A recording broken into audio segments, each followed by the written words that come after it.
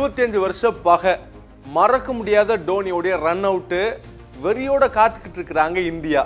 இன்னொரு பக்கம் லீக்ல வேணா நீங்க எங்களை தூக்கி இருக்கலாம், ஃபைனல்ஸ்ல நாங்க தான் அப்படின்னு காத்துக்கிட்டு இருக்கிறாங்க நியூசிலாந்து. என்ன நடக்க போகுது?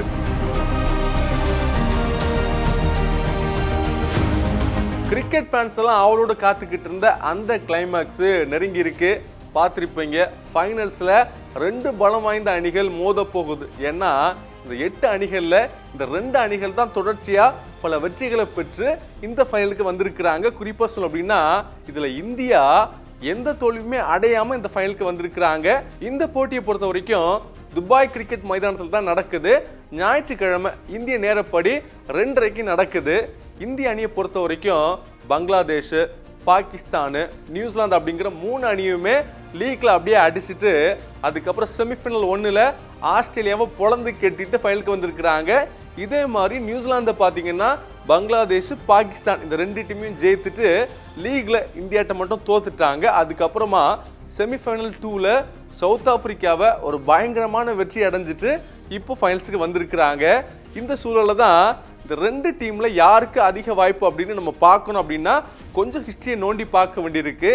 ஐசிசி நாக் அவுட் போட்டிகளில் நியூசிலாந்தும் இந்தியாவும் 4 போட்டிகள் விளையாண்டுருக்கிறாங்க. அதில் ஒரே ஒரு வாட்டி மட்டும்தான் இந்தியா ஜெயித்திருக்கிறாங்க.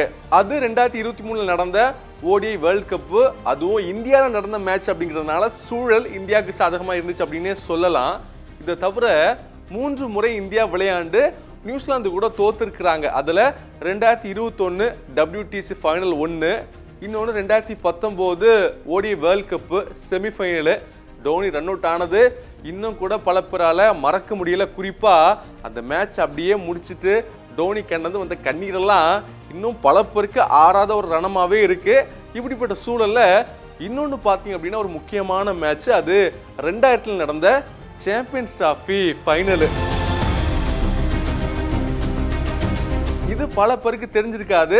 ஸோ சாம்பியன்ஸ் டிராஃபியில் குறிப்பாக அப்படின்னா ஃபைனலில் 2வது முறை சந்திக்கிறாங்க இந்தியாவும் நியூசிலாந்தும்.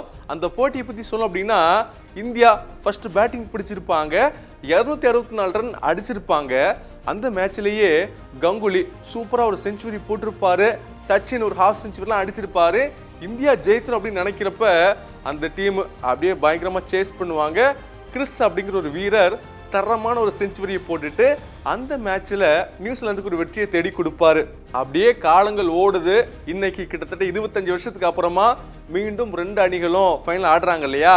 இப்போதைக்கு பார்க்குறப்ப 2 அணியுமே சம பலத்தோடு இருக்கு அப்படின்னே சொல்லலாம். ஏன்னா இந்தியாட்ட என்னதான் ஸ்பின் சோக் அப்படின்னு நிறைய பேர் சொன்னா கூட நியூசிலாந்து பொறுத்த வரைக்கும் Santner, Mitchell Bracewell, Rachin Ravindra அப்படின்னு ஸ்பின்னர்ஸ் வச்சிருந்தா கூட mat Henry, Kyle Jamieson, will அப்படின்னு ஃபாஸ்ட் பவுலர்ஸும் தரமாக வச்சிருக்கிறாங்க. அதன் காரணமாக ஒருவேளை ஒரு டீம் இந்தியாவுடைய ஸ்பின் சோக்கை அப்படியே ரிவர்ஸ் பண்ணுற மாதிரி ஒரு கேமை ஆட முடியும் பலம் வாய்ந்த அணி அப்படின்னா நியூசிலாந்து தான் அப்படின்னு நிறைய பேர் சொல்லிக்கிட்டு இருந்தாங்க.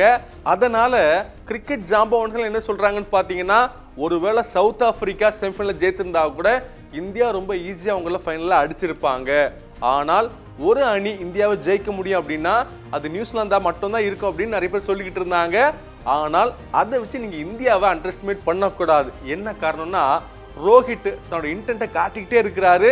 வந்து நிதானத்தெல்லாம் காட்டலை, டப்பு டிப்புன்னு அடிக்க போகிறேன் 4-6 அப்படின்னு ஆடிக்கிட்டு இருக்கிறாரு. அது டீமுக்கு ஒரு நல்ல ஸ்டார்ட்டை கொடுக்குது. அதே போல் கில்லு, கேஎல் ராகுல் 2 பேருமே கிளாஸாக தங்களுடைய ஆட்டத்தை ஆடிக்கிட்டு இருக்கிறாங்க.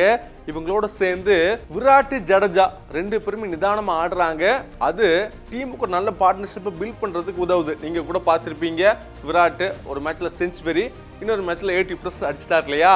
அது கூட அடுத்த கட்டமாக பார்த்தீங்கன்னா ஸ்ரேயஸ் ஐயர், ஹர்திக் பாண்டியா 2 பேருமே காட்டடி அடிக்கிறாங்க. நாங்கள் ஸ்பின்னு வந்தாலும் சரி, ஃபாஸ்ட் பால்ஸ் வந்தாலும் சரி, இந்த ஆட்டத்தை தான் வெளிப்படுத்த போகிறோம் அப்படின்னு அதிரடியான ஆட்டத்தை ஆடிக்கிட்டு இருக்கிறாங்க. போன மேட்ச்சில் நீங்கள் பார்த்துருப்பீங்க, ஹர்திக் பாண்டியா கடைசியில் மேட்ச் நெக் டு நெக் போகும்போது கூட நான் கவலைப்பட மாட்டேன் அப்படின்னு மம்பட்டி போட்டு குத்துற மாதிரி குத்தி 6லாம் அடிச்சுக்கிட்டு இருந்தாரு. ஸோ இவ்வளோ ஃபார்மில் இந்தியன் பிளேஸ் இருக்கிற காரணத்தினால நீங்கள் வேணா பாருங்க, 2வது சாம்பியன்ஸ் டிராஃபி கப்பை இந்தியா தூக்க போகிறாங்க. அதுலேயும் ரோஹித் சர்மா தலைமையில் ஃபர்ஸ்ட் சாம்பியன்ஸ் டிராஃபி கப்பு கிடைக்கும். 20 வருஷத்துக்கு முன்னாடி ஃபைனலில் நியூசிலாந்து எப்படி இந்தியாவை தோக்கடிச்சாங்களோ அதே மாதிரி இந்தியா இந்த மேட்ச்ல சேஸ் பண்ணி அடிப்பாங்க பாருங்க அப்படின்னு சொல்லிட்டு இருக்காங்க இந்தியன் கிரிக்கெட் ஃபேன்ஸ். செய்திகளை உடனுக்குடனும் துல்லியமாகவும் தெரிந்து கொள்ள சப்ஸ்கிரைப் பண்ணுங்க.